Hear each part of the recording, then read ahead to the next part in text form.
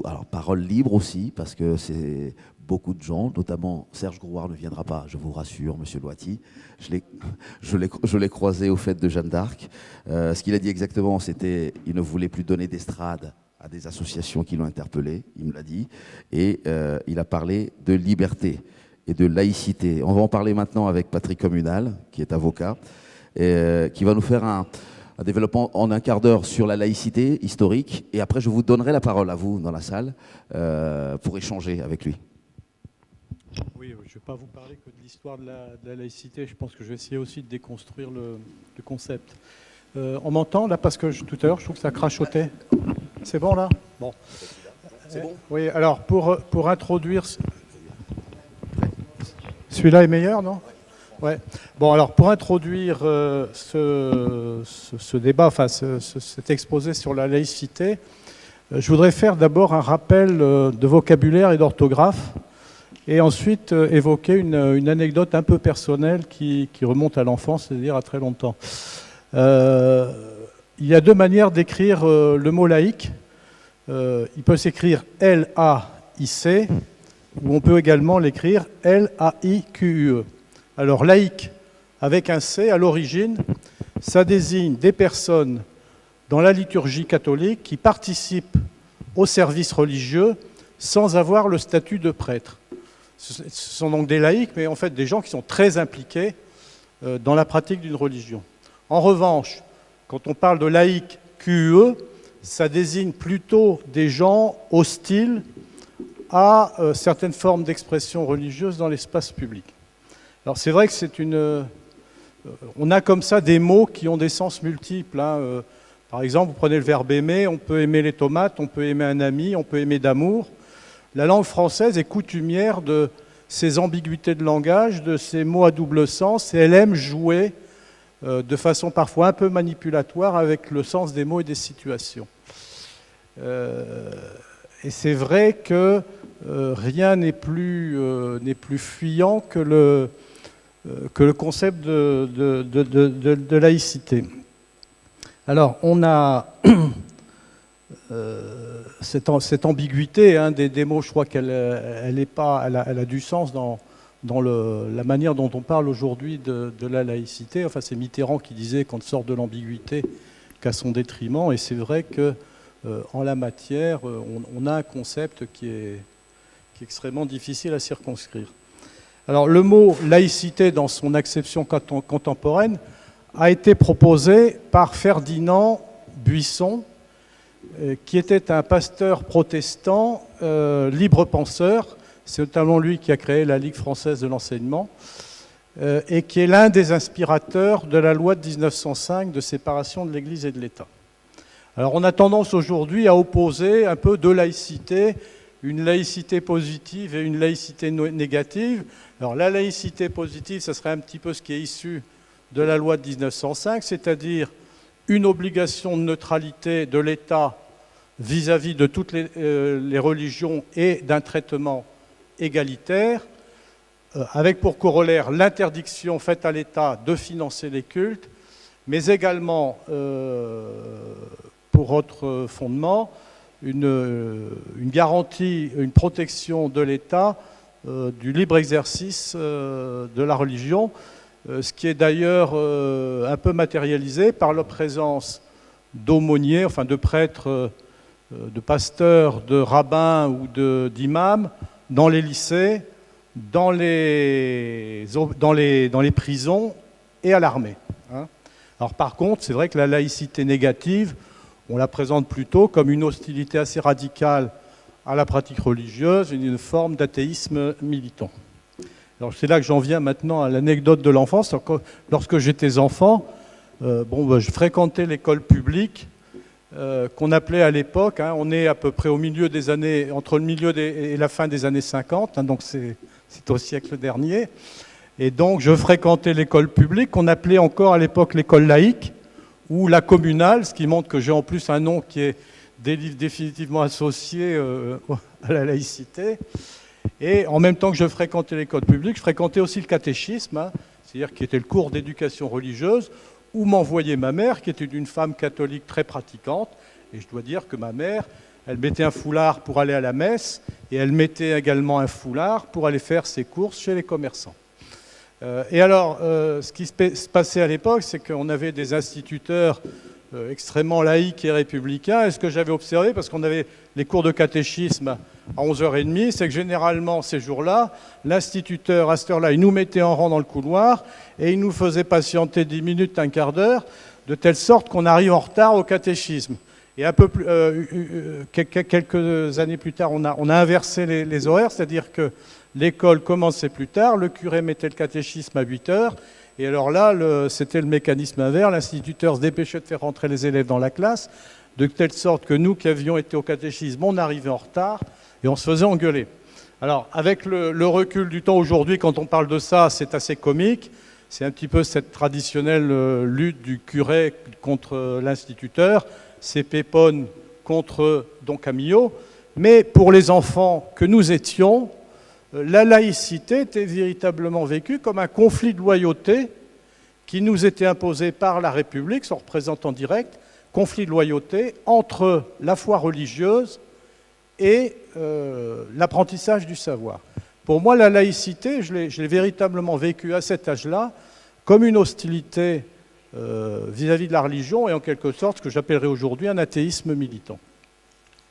Et je pense que on doit sans doute vivre aujourd'hui des choses de cette nature.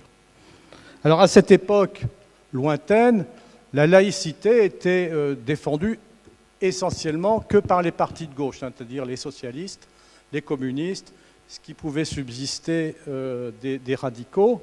En revanche, les partis du centre et la droite, qui étaient favorables à l'Église catholique, finançaient l'enseignement religieux confessionnel, et on peut dire que la querelle religieuse, qui est une querelle de la laïcité, a alimenté tous les débats publics sous la 4e République. Alors qu'en fait, ça concernait des enjeux qui dataient du XIXe siècle et qui avaient été à peu près tranchés par la loi de 1905 de séparation de l'Église et de l'État. Il y a un historien américain, je crois que c'est Lasswell, qui a beaucoup étudié le fonctionnement de la vie politique en France, qui indiquait qu'en France, les débats politiques et idéologiques étaient souvent adossés à des contextes sociaux obsolètes qui avaient disparu. Alors, aujourd'hui, ce qui passe aujourd'hui, c'est que la situation est différente, puisque la laïcité est aujourd'hui invoquée par des formations politiques qui, hier, y étaient hostiles, notamment les formations de droite. Et la laïcité, elle sert souvent aussi de couverture idéologique à des opérations d'exclusion et de discrimination vis-à-vis de nos compatriotes musulmans. Noël Mamère déclarait tout récemment que Valls avait fait de la laïcité une machine de guerre contre les musulmans. Alors quand j'ai vu qu'on me demandait ce soir de parler de laïcité, je me suis dit, mais au fond, la laïcité, qu'est-ce que c'est? La laïcité existe-t-elle? À titre personnel, autant je peux être convaincu que des concepts comme la tolérance, la liberté de conscience ont indéniablement une portée philosophique, je ne suis pas convaincu qu'on puisse en dire autant de la laïcité. Parce que la loi de 1905, au fond, c'est l'expression juridique d'un compromis politique entre des forces qui étaient radicalement hostiles à l'Église catholique et à la religion, et des forces qui étaient favorables à l'Église catholique. Et il ne me semble pas qu'on puisse faire d'un tel deal un concept philosophique.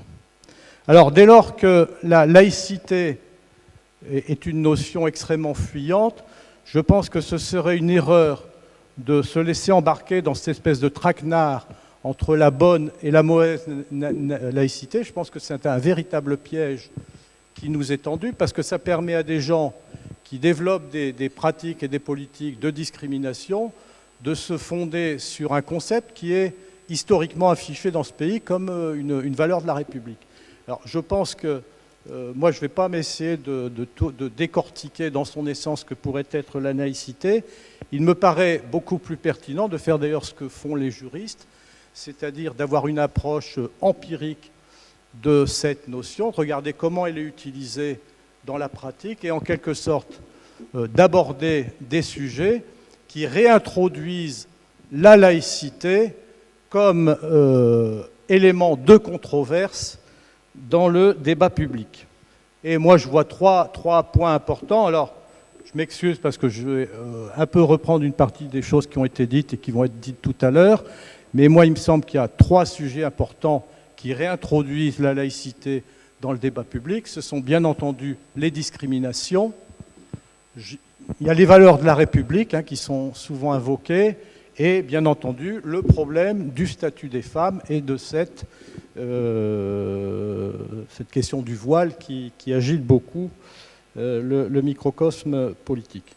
Alors, en premier lieu, les discriminations, et ça a été dit, Serge Grouard nous offre une remarquable entrée en matière. Serge Grouard nous expose que les musulmans auraient plus de devoirs et moins de droits que les autres Français qui ne sont pas musulmans. Alors, il prend quand même une précaution importante. Il dit qu'il se situe sur le terrain de la morale et non du droit. Et je pense que c'était effectivement une très sage précaution, parce que s'il avait voulu se situer sur les terrains du droit, eh bien, il heurtait frontalement l'article 225.1 du Code pénal, qui réprime les discriminations et qui définit les discriminations comme toute distinction opérée entre des personnes physiques pour des raisons réelles ou supposées d'appartenance ou de non-appartenance à une religion, une nation, une ethnie, etc. Bon. Donc, il ne peut pas se situer sur le terrain du droit, puisque le droit est extrêmement clair dans ce domaine. Mais dès lors que Grouard se situe sur le terrain de la morale, il nous suggère en quelque sorte que l'interdiction des discriminations en droit français n'aurait pas de sens moral.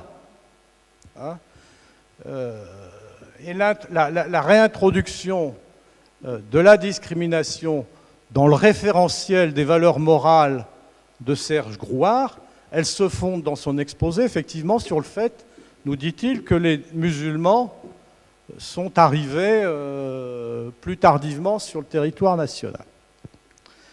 Et que cette arrivée plus tardive les aurait amenés à contracter une dette vis-à-vis de la communauté nationale. Alors, s'il faut parler de créances et de dettes, il me semble qu'il y en a une que Grouard néglige gravement, c'est la colonisation.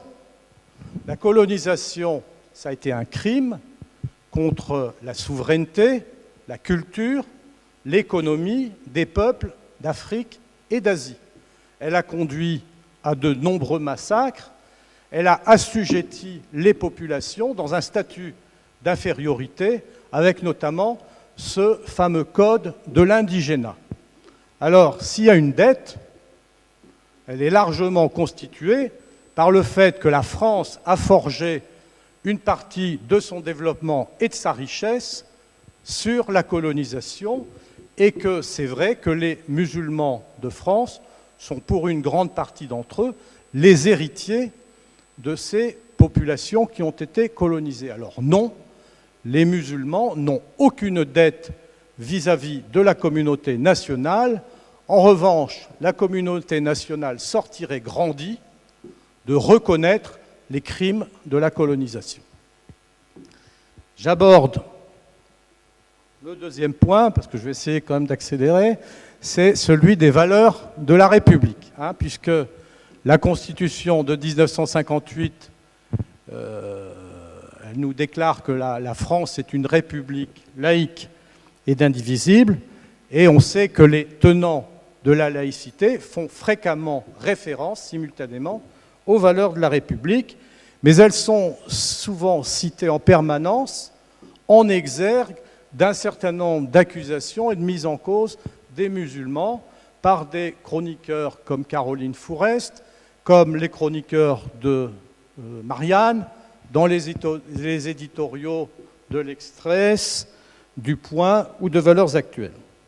Alors la dernière plaidoirie, moi, que j'ai prononcée, c'était pour défendre un jeune homme qui s'était converti à l'islam et qui avait été assigné à résidence dans le cadre de l'état d'urgence. Alors je dois dire que pour moi, ça a été une expérience exceptionnelle et émotionnelle qui a beaucoup contribué à changer mon regard sur ces questions-là. J'ai écrit ce jour-là, après avoir achevé ma plaidoirie dans une salle vide, glaciale, uniquement avec mon client et 2 officiers des services du ministre de l'Intérieur. J'ai donc écrit que la République, dans un moment d'émotion, que la République était une escroquerie intellectuelle et morale. Et quelqu'un m'a répondu « Non, la République, c'est une belle idée, mais que nous avons abandonnée à des pourceaux ». Alors j'ai réfléchi à cette objection, et après avoir longuement réfléchi, je me suis dit que finalement, sur le plan pratique, ça ne changeait pas grand-chose. Alors historiquement, parce qu'on sait qu'il y a un certain nombre de responsables politiques qui présentent la Révolution française comme le panthéon des valeurs universelles, bon, je rappellerai simplement que la Révolution française, c'est une révolution bourgeoise, c'est une révolution qui a mis en place le cadre juridique qui va permettre à la bourgeoisie d'exercer sa domination, un droit de propriété inviolable et sacré, l'interdiction des corporations ouvrières, la liberté contractuelle qui permet à l'employeur d'imposer toutes les dispositions du contrat de travail avec la force de la loi. Après les massacres de la Commune, c'est au prix du sang versé que les travailleurs ont imposé à la République bourgeoise un code du travail qui est aujourd'hui remis en cause. Alors aujourd'hui, au jour d'aujourd'hui, qu'est-ce qu'elle est devenue, cette République avec ses valeurs? Eh bien, c'est une monarchie présidentielle, on a un état d'urgence pérennisé, un code de procédure pénale qui remet en cause des garanties judiciaires vieilles de plus de 2 siècles. C'est une démocratie représentative dévoyée qui ignore les volontés populaires. Et pour les musulmans, eh ben, c'est une mise en cause permanente. Ce sont les contrôles aux faciès, ce sont les assignations à résidence sans fondement judiciaire, uniquement sur des notes blanches de l'administration qui ne sont pas étayées. La France, ce n'est pas le pays des droits de l'homme. La France, c'est le pays qui est le plus condamné après la Turquie devant la Cour européenne des droits de l'homme. C'est quelque chose qu'il faut savoir. Et lors de la mise en œuvre de l'état d'urgence, le gouvernement a fait une déclaration auprès du secrétariat de la Cour européenne des droits de l'homme pour indiquer qu'on suspendait l'application d'un certain nombre de points de cette convention, ce qui a suscité beaucoup de préoccupations au niveau du Comité des droits de l'homme de l'ONU et de toutes les associations dans le monde qui œuvrent dans ce domaine.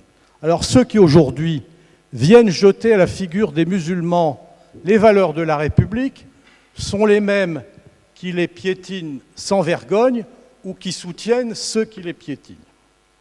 2 mots pour achever sur la question de l'égalité homme-femme. Ça a été dit tout à l'heure par un autre intervenant. Le voile est aujourd'hui stigmatisé. On a des déclarations extrêmement brutales de Laurence Rossignol, d'Elisabeth Badinter, et je crois que ces jours-ci, on a eu aussi Céline Pina qui fait une comparaison entre le voile et un brassard nazi. Hein, c'est quand même...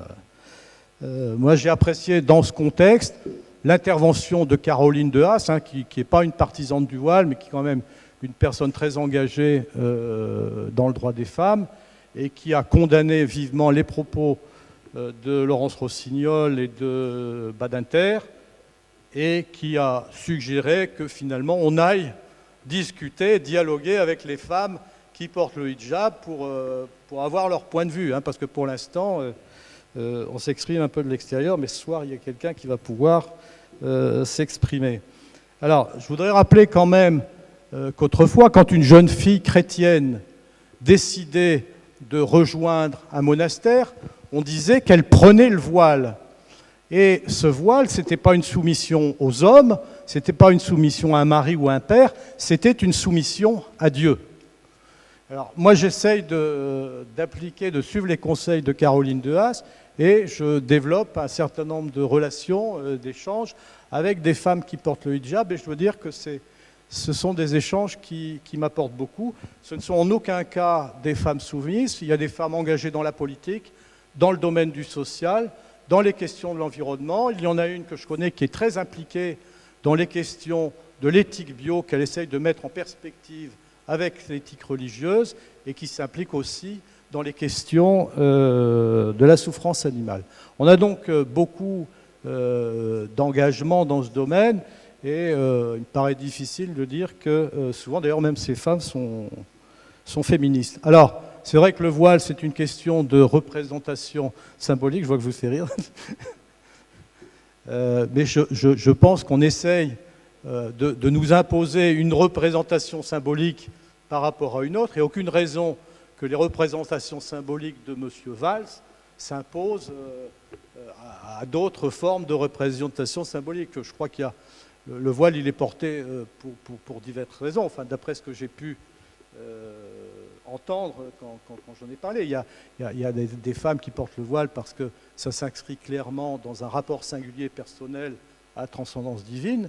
Il y en a aussi qui le portent par fierté musulmane dans un contexte social où l'islam est profondément attaqué. Et quand bien même ça ne serait qu'une question de mode, ce n'est à personne de dire et d'imposer la manière dont les femmes doivent se vêtir. C'est une question de pure liberté. Voilà, alors je conclurai simplement, là je conclus pour dire que effectivement, il n'est pas pertinent à mon avis de débattre sur ce que peut être la bonne et la mauvaise laïcité. Je pense que c'est un traquenard.